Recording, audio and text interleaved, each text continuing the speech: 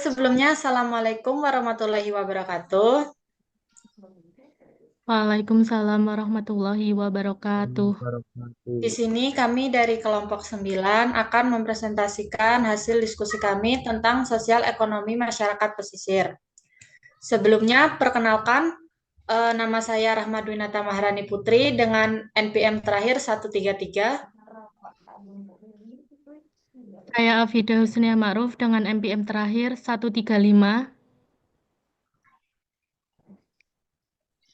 Saya Divani Tirayula Rasati dengan NPM 136. Saya Najwa Putri Harisma dengan NPM terakhir 132. Saya Jafal Yoga Firgiawan dengan NPM terakhir 1134. Ini memasuki pokok bahasan yang akan kita bahas dalam presentasi kali ini adalah yang pertama, aspek sosial ekonomi kaum nelayan atau masyarakat pesisir. Yang kedua, gerakan nelayan atau masyarakat pesisir di Indonesia. Dan yang ketiga, strategi masyarakat atau nelayan masyarakat bertahan hidup di Indonesia.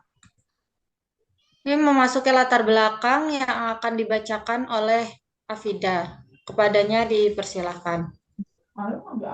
Terima kasih.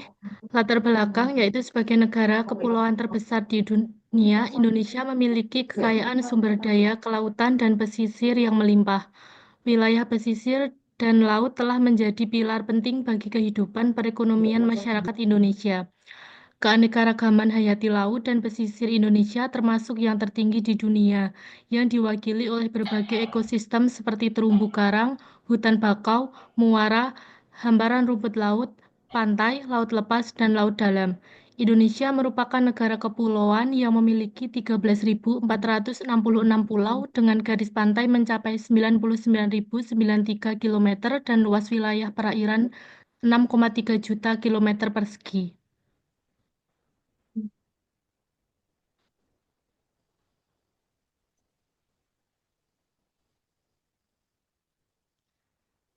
Hal ini menunjukkan bahwa salah satu potensi terbesar negara Indonesia berasal dari keanekaragaman sumber daya kelautan dan perikanan.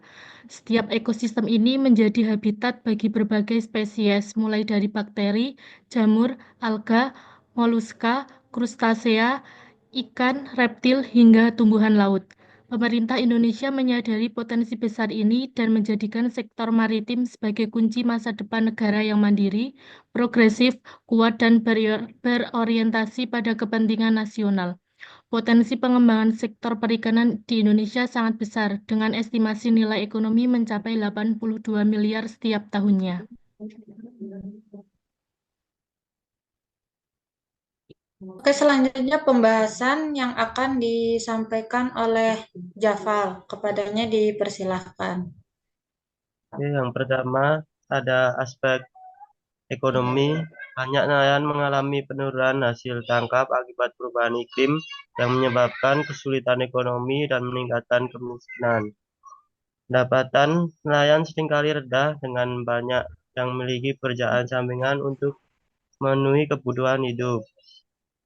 Aspek sosial, akses pendidikan dan kesehatan terbatas. Sebagai besar, nelayan memiliki pendidikan rendah dan bergantung pada fasilitas kesehatan.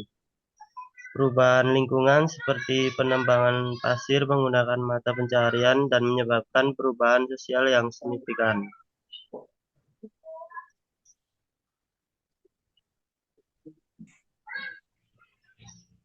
Yang kedua, gerakan nelayan. Salah satu masalah yang dihadapi sektor perikanan Indonesia adalah hambatan untuk menembus pasar internasional karena tidak memenuhi kualifikasi yang disyaratkan oleh beberapa negara importir. Saat ini seperti prinsip ketelusuran untuk setiap produk seperti bagaimana proses penangkapan, alat tangkap yang digunakan, dan cara pengiriman.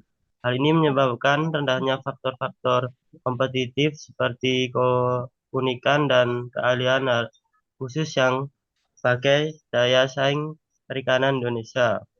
Dalam pengembangannya, praktek perdagangan pada sektor perikanan turut mengarah ke praktek perdagangan adil. Perdagangan adil merupakan skema perdagangan yang mencakup pengelolaan ikan berkelanjutan, termasuk unsur ketelusuran di dalamnya. Yang dimaksud dengan perikanan berkelanjutan yakni berkaitan dengan aspek perlindungan lingkungan serta juga unsur bermanfaatan bagi masyarakat sekitar.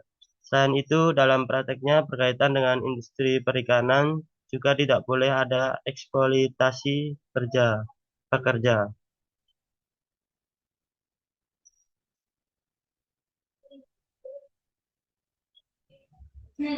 Baik, selanjutnya akan dibacakan oleh Najwa. Kepadanya dipersilakan.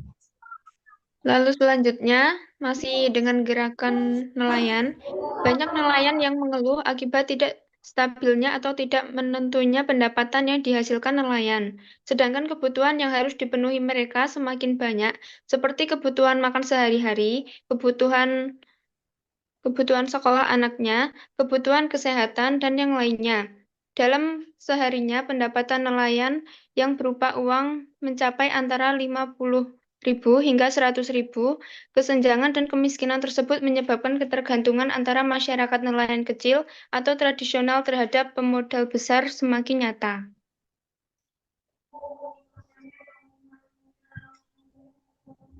Lalu selanjutnya ada struktur masyarakat yang akan dibacakan oleh Devana.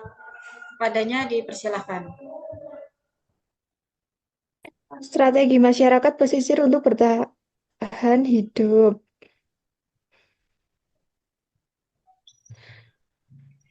Program Pembangunan Nasional. Pemerintah telah menyediakan program khusus dalam penanggulangan kemiskinan, yakni melalui penyediaan kebutuhan pokok untuk keluarga miskin berupa penggadaian pangan, nelayan dasar bidang kesehatan, pendidikan, dan perumahan, pengembangan sistem keterjaminan sosial, dan pengembangan budaya usaha masyarakat miskin. Selain itu, perhatian terhadap masyarakat miskin dituangkan dalam pemberian bantuan untuk program-program pendidikan, kesehatan, kependudukan, dan tenaga kerja.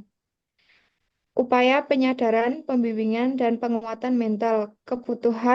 Dibutuhkan suatu upaya penyadaran, pembimbingan, dan penguatan mental supaya mereka tidak cepat putus asa dengan bergabung menjadi buruh serta pendampingan pada masyarakat buruh nelayan untuk memberikan pemahaman dan pembekalan tentang entrepreneurship.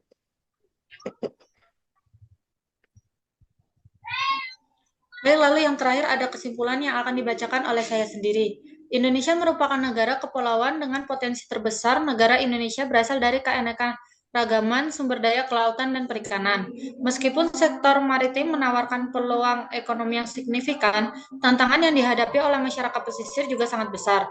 Masyarakat pesisir yang tinggal di wilayah pesisir telah mengembangkan budaya khas yang erat kaitannya dengan pemanfaatan sumber daya pesisir dan lingkungan. Salah satu masalah yang dihadapi sektor perikanan Indonesia adalah hambatan untuk menembus pasar internasional. Strategi masyarakat pesisir untuk bertahan hidup dengan program pembangunan sosial dan upaya penyadaran, pembimbingan, dan penguatan mental.